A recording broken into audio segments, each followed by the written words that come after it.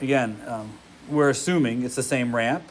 And because we're assuming it's the same ramp, it will have the same acceleration as the portion before us, and the portion before had an acceleration of negative 2 meters per second squared. Good so far? So over here, and I'm going to ignore everything about question number 2 and treat the problem as if I hadn't done it before. But there are some things about question number 2 that can successfully be applied to question number 3. And I'm not going to do any of them.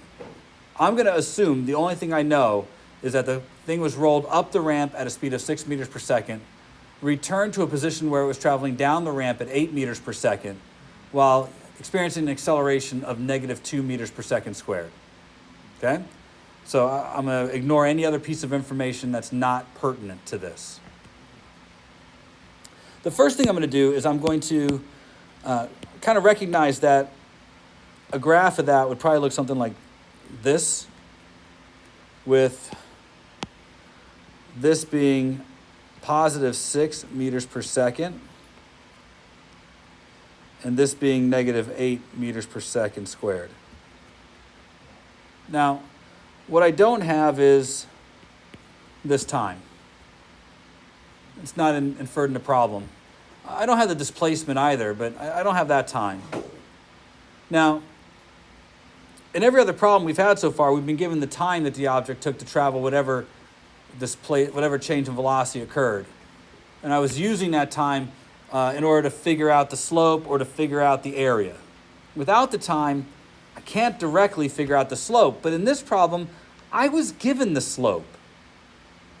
So, since the slope is the acceleration, which is, rise over run, I could probably use what I've been given to figure out the time using the slope. I think that's the only thing I can. I don't know the displacement, so I don't think I could use the displacement here because I don't have it. And the displacement would refer to the area. But I could use this. Yep. If I hadn't just made that whole huge statement that I was trying not to use anything else in the previous problem. Is that okay? No, I'm not trying to be facetious. I'm trying to say if I gave you this problem with the acceleration tomorrow without having done question 2, could you still do it? That's really what I'm going for. And that's not me trying to be in any way deceitful. That could be tomorrow's quiz. Right? Velocity starts at negative 4, ends at 8, and had an acceleration of 8 meters per second squared. How long did it take?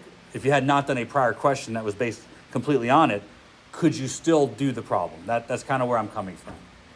So, if you did the prior problem, at this point it's 3 seconds. That really does make this easier. Let's try not to do that. Now, with that, I would recognize that the rise is the final velocity minus the initial velocity. So that's got to be negative 8 minus 6. And that's over t.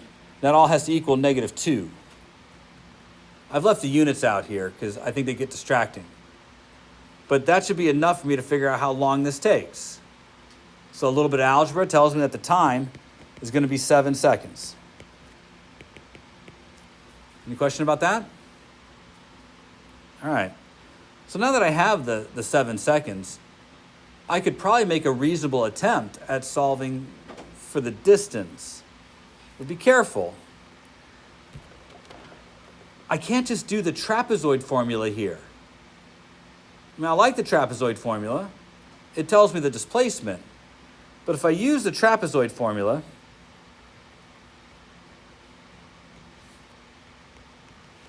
that would be 1/2 initial velocity, 6, plus final velocity, negative 8, times the total times 7. This would give me the displacement of the object. 6 minus 8, negative 2. Half of negative 2 is negative 1, and negative 1 times 7 is negative 7 meters. That's the displacement. I guarantee on a multiple choice test, I'll have that answer available to you. But the question didn't ask for this. The question asked the distance traveled by the car. In order to figure out the distance, I'm going to have to do something different than this. the trapezoid formula gives you the absolute displacement, does not give you the distance. You need to know better and know what the difference is. In this case, the car did travel upwards some distance and then backwards some distance. I said upwards, but I mean up the ramp and then down the ramp some distance. Now, each of these is an individual displacement. It's probably in our best interest to figure out the partial displacements. I think that might lend more information about what happened.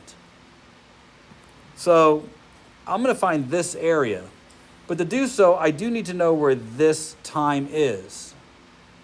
There's a number of ways I can figure out this time that don't involve me reading question number 2. One of them is obvious. The acceleration is -2. The initial velocity is 6 meters per second. I could iterate to figure out how many seconds have to pass until the velocity is 0, right? Starting at 6, subtract an acceleration of 2 in the first second, and after 1 second, I'm at 4. After another second, subtract 2 again, I'm at 2. After a third second, subtract 2 again, I'm at 0. That would do it. I could also use the acceleration formula to figure out how long it takes for my velocity to become 0. That would do it as well. So there's more than one way to do that. And you should become flexible and dynamic to figure out how you could best serve your own needs on problems like this. Look for things like that. I need to know how long it took for the car to reach rest. So I now know that that's at the t=3 second mark. And from there, I could figure out the first area, which is 1/2 base times height. That's 1/2 times 3 times 6, which is 9 meters, and it's positive. Well, that's messy. Let's do better. There. Now, I want to find the next area. I recognize that it's 4 seconds from here to here. I had to explain that more thoroughly in 6th period. Do I have to explain it more thoroughly here? So, again, 4 seconds. So 1/2 base times height. Half of 4 is 2. 2 times 8 is 16. So -16 meters. These represent my 2 partial displacements. Notice that you add those together, you get -7. That shouldn't be a surprise. On the other hand, if I want the distance traveled, it traveled 9 meters up the ramp, 16 meters down the ramp. The correct answer here is 25 meters.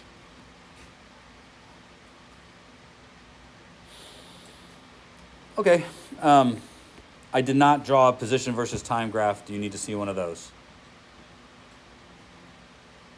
Okay. Yes, sir. Are we going to get the Asian key for this one? No. Because what I did was solving this because I saw that So, in order to add something today, I need you to consider that we actually have a dearth of information in front of us. I want to spend a few minutes and organize it. You folks who have been in this class before, you know the things I'm about to say, that's fine. But for you guys who have not been in this class before, there's some new information here that I'd like to present. So let me start by saying I'm trying to get us, in order to understand that, I want to exaggerate or at least illuminate some of the vocabulary.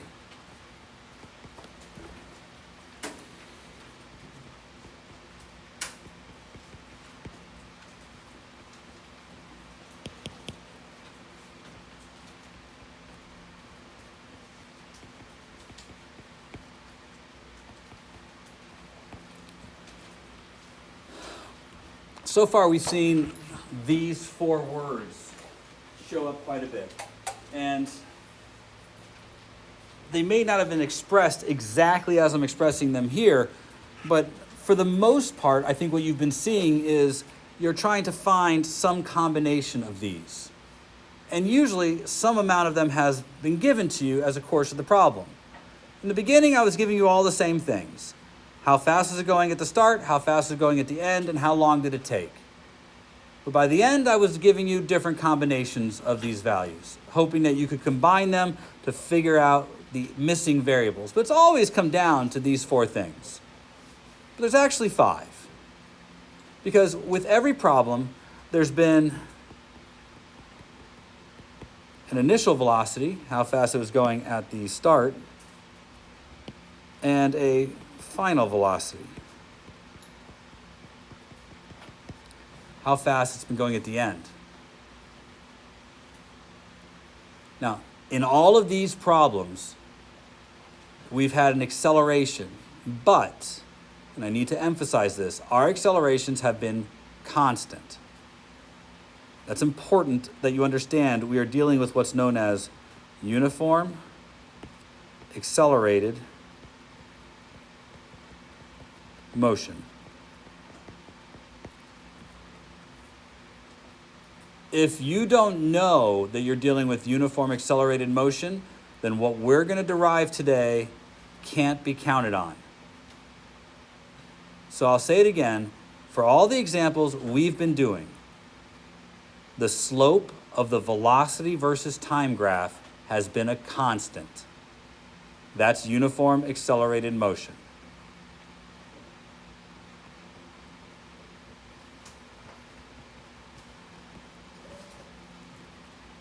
If the acceleration is not a constant, this doesn't apply. And you'll need to use something else. In this class, we will learn a more robust way to do this, to deal with problems in which the acceleration is not constant. But for the time being, we're dealing with this. It kind of eases us into it. So I want to establish a set of symbols that we will use for all of these. And I screwed this up in 6th period. I'm going to have to correct it tomorrow. But I want to use the symbology that is most represented or most likely to be represented on your exam.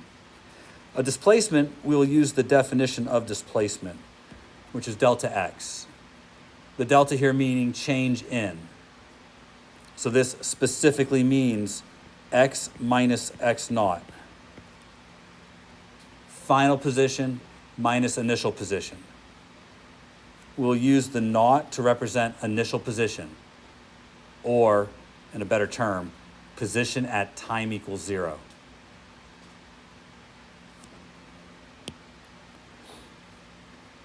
For the most part, I treat this like a single variable, even though it's actually the subtraction of 2 variables. So you'll hear me refer to delta x all the time. You guys are aware of the delta symbol, correct? In this case, it's written a little smaller than it should be. Delta is actually between the midline and the top line when we deal with an actual symbol. But we'll talk about Greek letters more as the year progresses because we use a lot of them. Initial velocity, I'm going to use V naught. Like I talked about earlier in the year, the naught here means V at time equals 0, so you're seeing it twice. And again, a bar on top. I'm going to keep putting the bars on all the vectors. Your textbook is able to boldface all vectors. I can't, so I use a bar. That is the standard symbol for a vector value. Vectors are important in my class, but I don't stand on ceremony. So I don't often continue to put bars on top of variable names. I will expect you guys to know what's supposed to be a vector and what's not without always putting the vector bar on top of everything. And that's because we're going to write these a lot. It begins to get cumbersome to always deal with the vector bars. You should keep track of whether you know something is a vector or not. Final velocity, just a V by itself. Acceleration, lowercase a with the bar. And time, lowercase t. Those are the symbols we're going to use. Just a brief word about symbology. This is not the only way to do this. There are a lot of ways to write these, especially if you take a class in calculus or if you go on into engineering. Different schools have different schools of thought on what this terminology should look like, and it can get very cumbersome. Like, you might be asked to find the magnitude of the initial velocity vector. And you'll start seeing these absolute value bars appear here, which actually are used trying to figure out the magnitude of the vector. Don't get caught up on ceremony. Stick with vocabulary. Vocabulary will guide you to your answer. If you are asked to find velocity, they're asking for the speed and the direction. So even if in their problem they don't boldface the V, but they say the word velocity, you should be considering direction. If they ask for the speed, you may not have to. But if they use the word magnitude, which I may spell wrong. Nope, I spelled it right. It's an I. Don't be scared away by the word magnitude. If you're asked to find the magnitude of the acceleration, some people believe that you're asking for something different than what's being stated. Magnitude means size. That's all it means. If you're scared away by the word magnitude, cross it out, write the word size right there on your test. What is the size of the acceleration? The number part of the answer. Be aware, all of these are values that have units associated with them. You should be familiar with the units. Okay?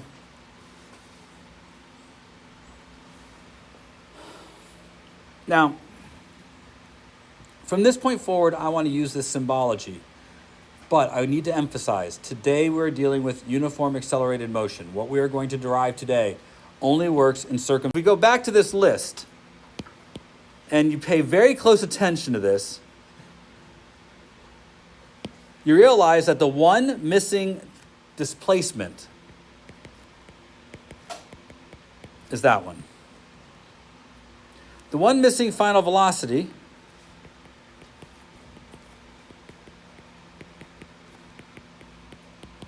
is that one. And the one missing acceleration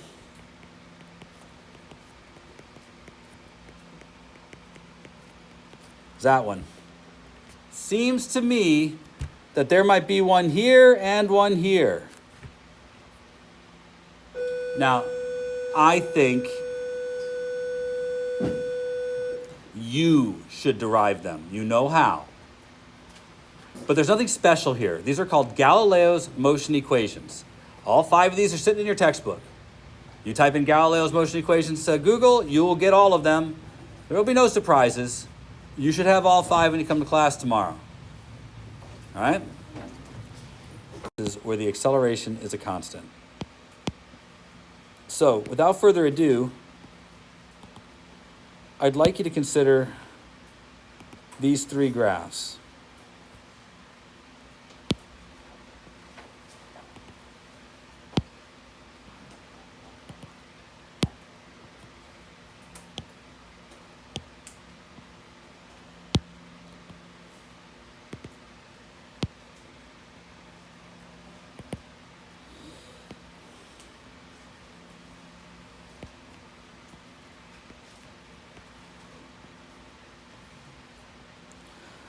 Let's assume these are all velocity graphs.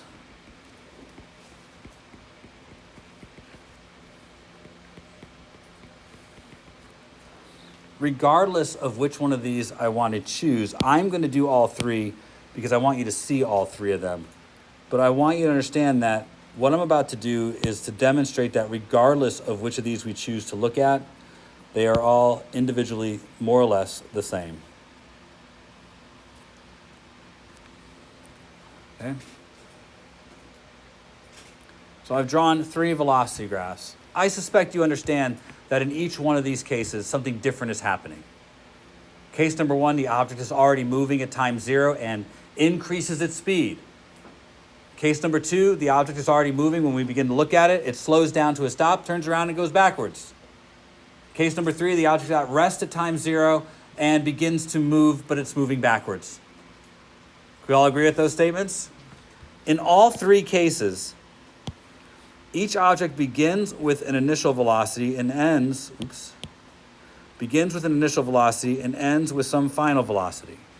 In all 3 cases, the initial velocity and final velocity represent the velocity at the start of the interval and the velocity at the end of the interval.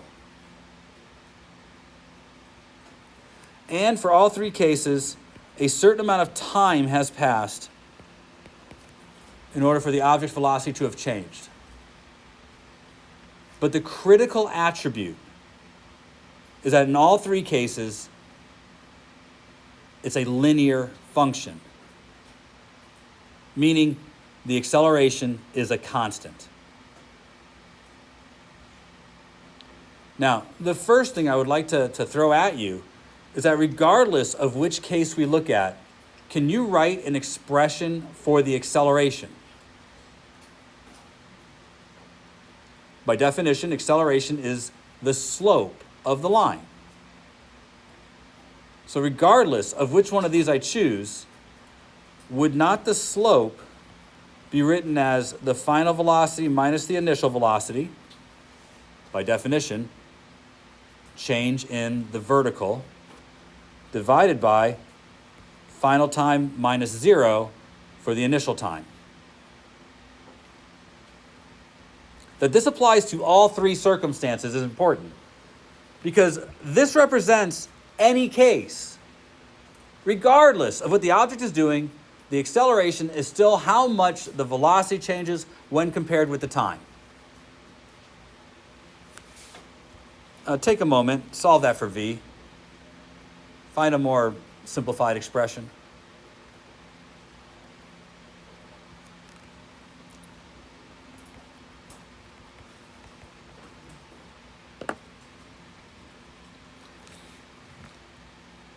Did you get what I get? Right, that's a simplified expression.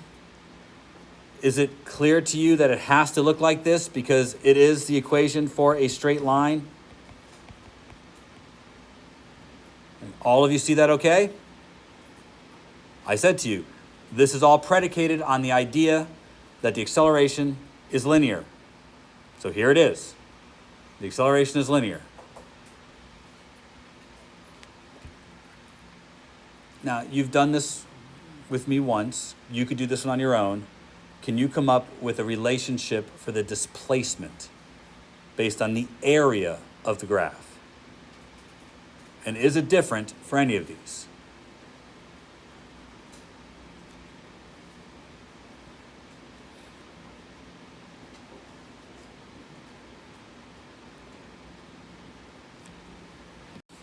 All right. I don't want to wait that long.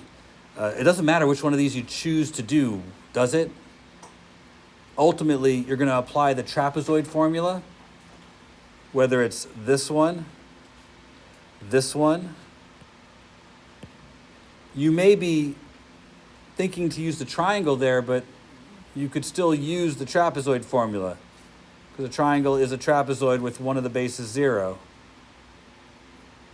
So regardless, your delta x should all look the same. 1/2 times the sum of the velocities times the time.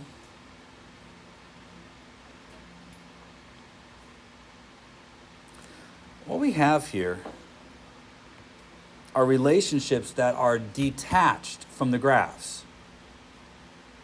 With these relationships, I could go and solve any of the homework questions. If you haven't kind of seen what I'm trying to get you to see, how many total motion variables are there? Should be easy. Go back page and count them. Right? 5. Is it clear to you that each one of these relationships has 4 in them? Which means each one of these relationships requires that you know 3 pieces of information in order to successfully solve your problem. Clear? Now, if you have 3 pieces of information, these 2 relationships will solve every problem. Did you notice every one of your homework questions somehow gives you 3 pieces of information? It's not an accident.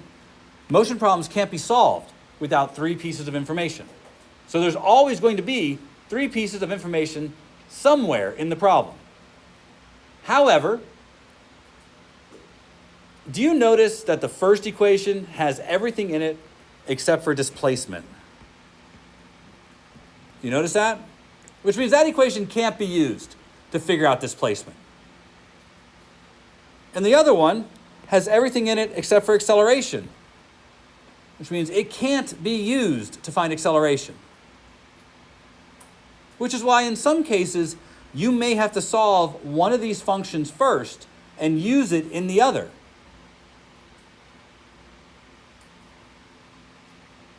But, as I said to you guys at the beginning of the year, you are students of algebra, which means you could find other relationships that perhaps can combine these variables in more than one way. And I'll be very clear about what I'd like you to do. Find all 5 of them. There are 5.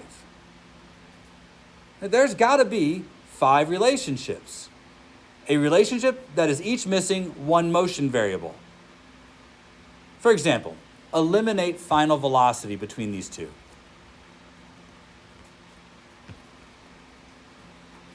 Should be easy to do. One of them's already solved for final velocity. And we already practiced this once on your math pretest. So take a moment. I'll look at yours in a minute. We've got 7 minutes, and this should take you 2. So when I come around, point at it. Here's where I make sure you're not just sitting back there, eyes glazed over. Let's do the obvious. I'm going to go this way. Meaning I'm going to take all of this and put it here. All right, I'm eliminating velocity, which means I'm going to do substitution. That gives me delta x equals 1/2 times v naught plus at plus v naught, all times t. Any question? This portion is v. Now, I shouldn't leave it like that. I can collect like terms, and that's what I want to do. So this is delta x equals 1/2 at plus 2 times v naught times t.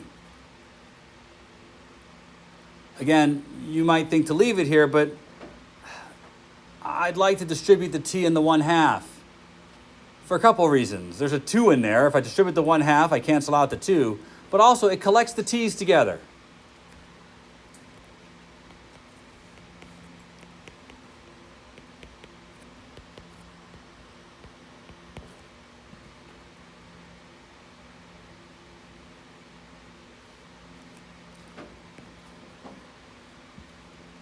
Now, that's it. That's as far as I'd like you to go.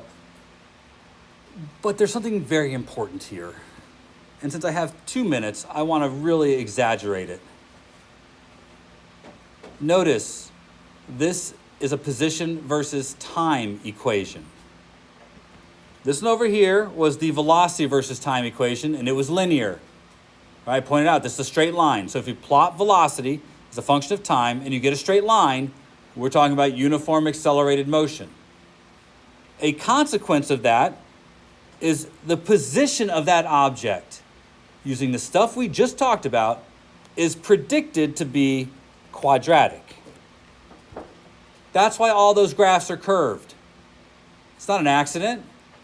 And they're not curved in an unknown way. They're not exponential. They're not based on t cubed or t to the 8th. All those graphs were quadratic and meant to be so. Like I said, I knew we'd be able to predict it. We have now predicted it. So every position graph should be quadratic. Every velocity graph should be linear. And this predicts that that is true. Now, we've done 3 of the possible motion equations. I say 3 because